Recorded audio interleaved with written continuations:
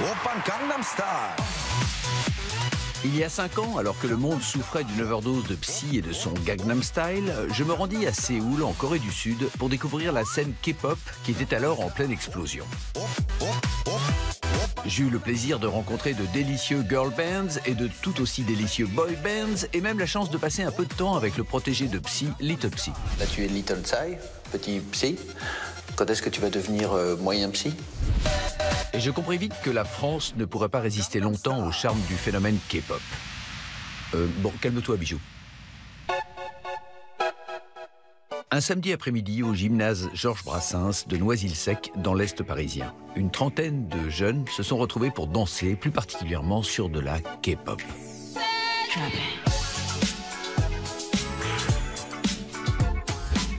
J'ai plus passé de temps à danser que de réviser mes cours en fait. Je suis vraiment à fond dans la danse et dans la K-pop en elle-même. Ensemble, ils forment un groupe baptisé Rising Crew qui s'est imposé comme le premier groupe français de cover dance K-pop. Mais qu'est-ce que c'est que ça, un groupe de cover dance K-pop, allez-vous me demander? Eh bien rassurez-vous, je vais vous l'expliquer. Cette vidéo est celle d'un groupe qui s'appelle BTS, qui est actuellement le boy band le plus populaire de Corée du Sud. Le but du Rising Crew est de copier la chorégraphie étape par étape et avec le plus de précision possible. C'est ce que font les groupes de cover dance K-pop. En fait, c'est un peu comme si le air guitare et le karaoké avaient fait un bébé ensemble et l'avaient nourri avec du kimchi. En fait, vous revenez vers là pour faire pa, nanana, tac. Avancez, avancez, avancez. La jeune femme qui n'arrête pas de bouger s'appelle Felicia Nyingun. C'est une ex-danseuse qui travaille comme cuisinière et qui a fondé le Rising Crew il y a 2 ans et demi. Quand j'ai créé le groupe, à la base, c'était juste par passion pour partager aussi la danse avec d'autres personnes et tout. Mais après, j'ai vu que c'est mondial et il y a des fans du monde entier qui nous suivent et ça fait vraiment plaisir.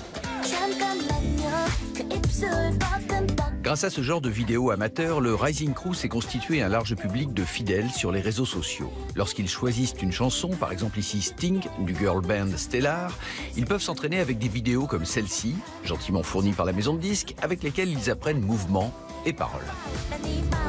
Quand je m'entraîne, j'écris mes paroles sur des feuilles, les paroles que je dois apprendre pour le cover.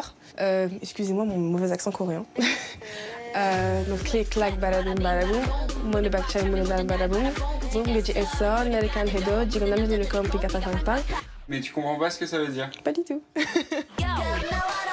Laura, 17 ans, a d'abord fait ses classes de danse en modern jazz avant de tomber amoureuse de la K-pop et de la culture coréenne. Une passion, hélas, pas vraiment partagée par ses camarades de classe. Dans mon entourage, il y avait de la compréhension sur pourquoi je m'acharnais à apprendre des chorégraphies des pays asiatiques. Les gens, ils sont plutôt du genre limite à rigoler, quoi, parce que c'est des Chinois.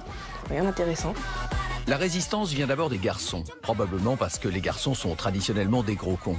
Et donc, bien que les filles du Rising Crew soient d'origine ethnique mixte, seuls des garçons d'origine asiatique ont pour l'instant rejoint le groupe. Je pense que c'est parce que nous, les filles, on va plus facilement vers la diversité et vers les trucs mignons, jolis, tout ça, plutôt que les garçons qui vont dire oh mais non, c'est pas pour moi, ça c'est pour les PD, je sais pas quoi. Désolé pour les mots, mais... Nous sommes allés retrouver le Rising Crew dans une salle de jeu de banlieue, non pas pour faire un bowling, mais pour assister au tournage de leur nouvelle vidéo.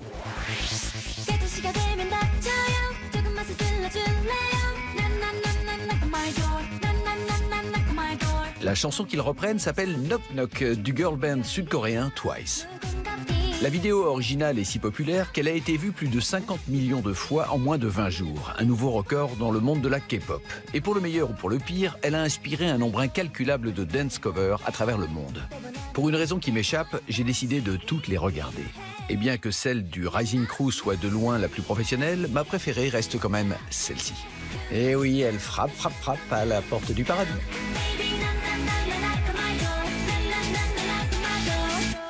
Bon. Eh ben ça va aller maintenant. On va aller se coucher. Là. Maintenant.